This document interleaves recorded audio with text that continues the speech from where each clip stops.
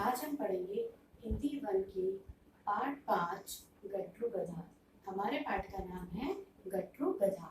Page number 33। हमारा जो इस पाठ का पेज नंबर है वह है 33। तो बच्चों, जो गट्टू गधा है वो एक व्यापारी के पास रहता है और व्यापारी उस पर अपना सामान खरीदता है और बेचता है, और जो भी सामान लाता है वो उस गधे पर लाद कर लाता है। एक बार व्यापारी बहुत सारा नमक खरीदता है क्योंकि वह सस्ते दाम पर मिल रहा था, और वह नमक खरीद कर गट्टू गधे के ऊपर लाद देता है, मतलब उसके ऊपर रख देता है, और वह गधा उस भार को सहन नहीं कर पाता और वह धीरे धीरे अपना पैरों को घसीटता हुआ चलता है, मतलब वह बहुत ज्यादा थक जाता है। रास्ते में एक नदी आती है, तो वह गधा अचानक उस नदी के पास जाके गिर जाता है। जब नदी में वह गिरता है तो नमक पानी में घुल जाता है, और जब दोबारा उसके ऊपर उस बोरी को लादा जाता है तो वो भार में कम हो जाती है। तो गधा ये बात समझ गया कि नदी में गिरने से जो मेरा वजन है, मेरा भार है, वो कम हो जाता है। तो बच्चों, उसने दोबारा एक बार नमक खरीदा व्यापारी ने, तो वह उस रास्ते से दोबारा गुजरा और वह गधा जानबूझकर वहां पर गिर गया उस नदी के अंदर, जिससे उसका जो बैलेंस था वो बिगड़ गया और वो नदी में जानबूझकर गिर गया। नदी में गिरने से उसका भार वापस कम हो गया, लेकिन उसकी इस चालाकी को व्यापारी समझ गया कि ये गिर जाता है और इस नमक घुल जाता है तो इसका वजन कम हो जाता है। तो अगली बार जब व्यापारी सामान खरीदने जाता है बाजार में, तो वह रुई खरीदता है। रुई वजन में हल्की होती है, ये चीज गट्टू गधे को नहीं पता थी। तो जब वह रुई खरीद कर वापस आ रहा होता है तो रास्ते में नदी वापस पड़ती है और वह नदी में गिर जाता है जानबूझकर। फिर जब वापस निकलता है तो वो जो रुई होती है बहुत ज्यादा भारी हो जाती है, क्योंकि रुई कॉटन होता है, उसको जब वो पानी को सोख लेती है तो रुई भारी हो जाती है। तो जो गट्टू गधे का जो वजन था पहले तो हल्का था, लेकिन और ज्यादा वो भारी हो गया क्योंकि रुई ने सारा पानी सोख लिया। तो वह गधा सोचने लगा कि ये मेरे साथ क्या हुआ, मैंने जो चालाकी की थी अपने मालिक के साथ उसका मुझे ये परिणाम भुगतना पड़ा। तो बच्चों, हमें ईमानदारी से और अपनी मेहनत से काम करना चाहिए, हमें किसी के साथ बेईमानी नहीं करना चाहिए। तो इस पाठ में, इस कहानी में यही बताया गया है कि व्यापारी के साथ उस गधे ने बेईमानी करी, जिसका उसको बाद में बहुत ज्यादा पछतावा हुआ। तो हम इसकी रीडिंग स्टार्ट करते हैं। Page number 33। हमारे पाठ का नाम है गट्टू गधा। एक व्यापारी था। बच्चों, व्यापारी कौन होता है? सामान बेचने खरीदने वाला। जो सामान को बेचता है और खरीदता है वह कौन होता है? व्यापारी होता है।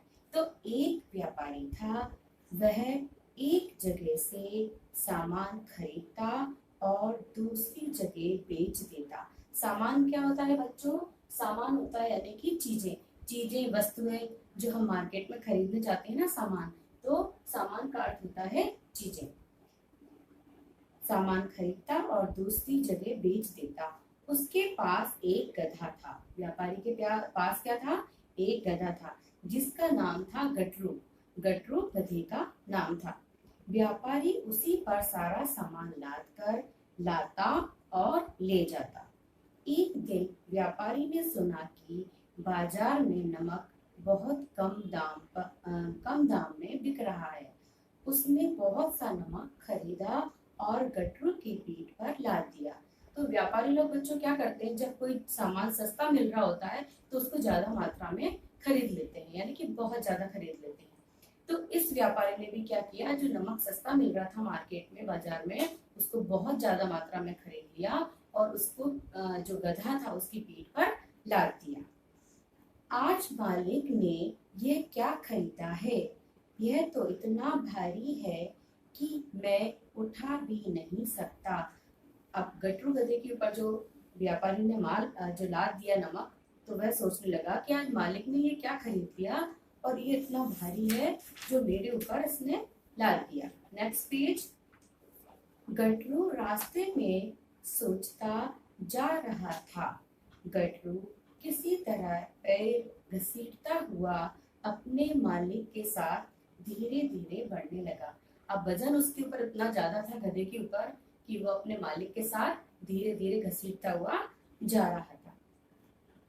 कुछ दूरी पर एक नदी थी। जब वह रास्ते में जा रहे थे तो कुछ दूरी पर एक नदी थी।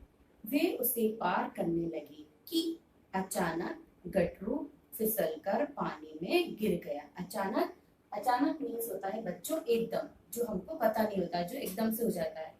तो अचानक गटरू फिसलकर पानी में गिर गया।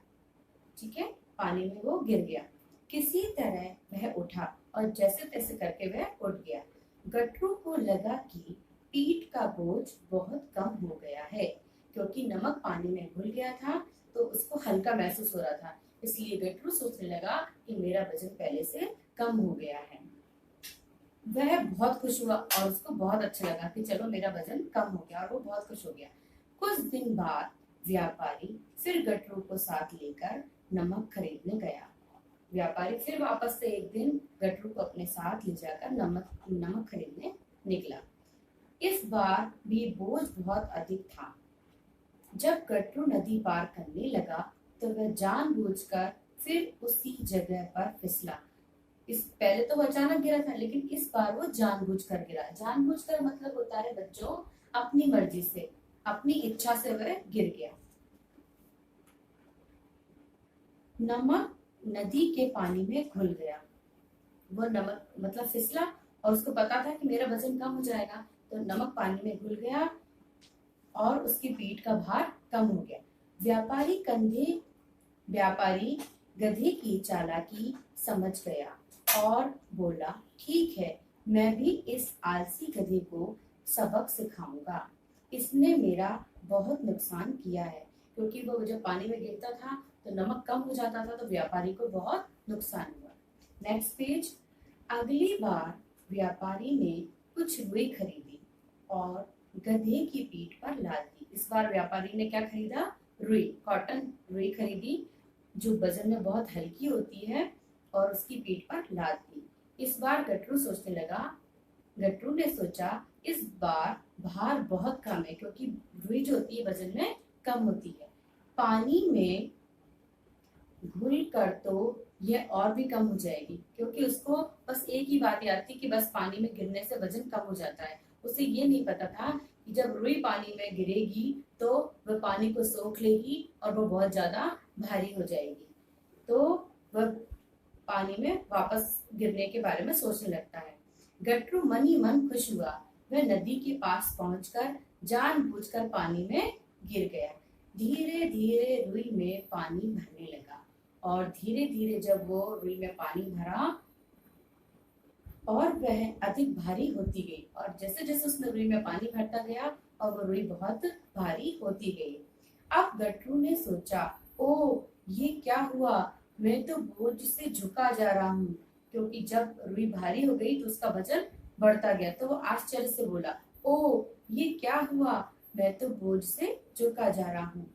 गटरू रास्ते में ही बहुत थक गया और वजन इतना ज्यादा हो गया था कि वो चलते चलते रास्ते में ही थक गया। किसी तरह